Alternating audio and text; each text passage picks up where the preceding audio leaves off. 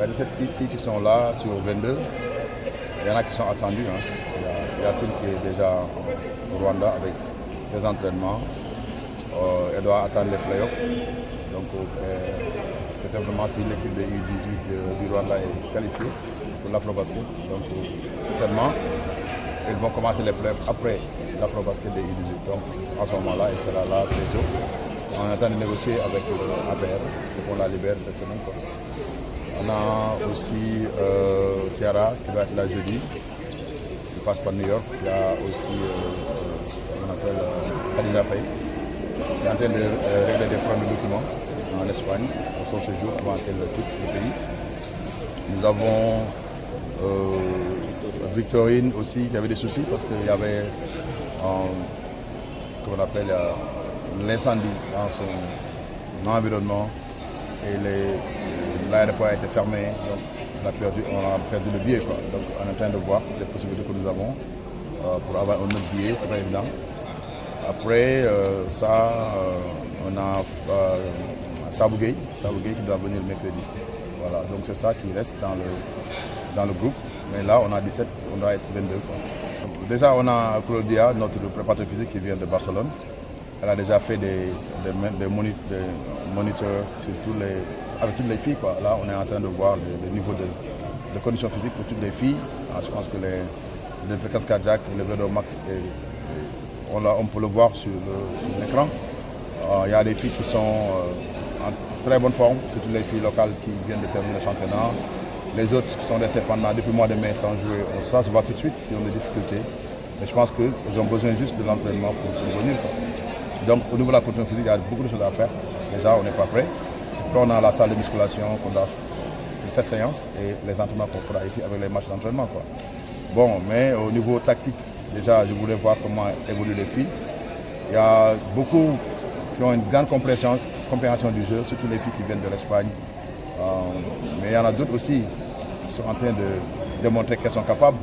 Mais il faudrait faire plusieurs séances pour voir nettement qu'est-ce qu'elles peuvent apporter. Quoi. Donc, on a un groupe de filles qui étaient là avant.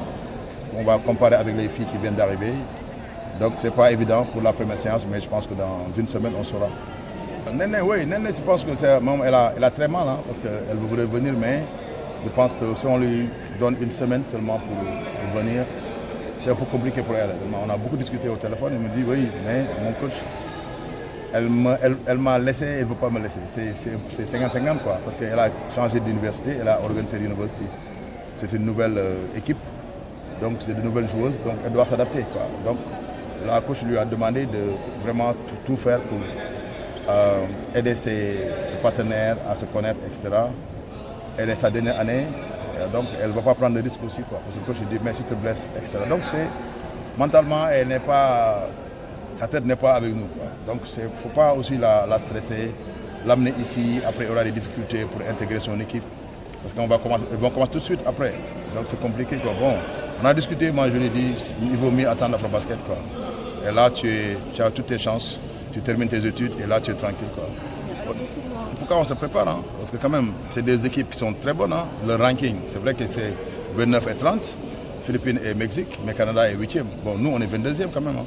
Voilà, donc on a un bon ranking et je pense qu'on a démontré qu'on est capable de battre ces équipes-là.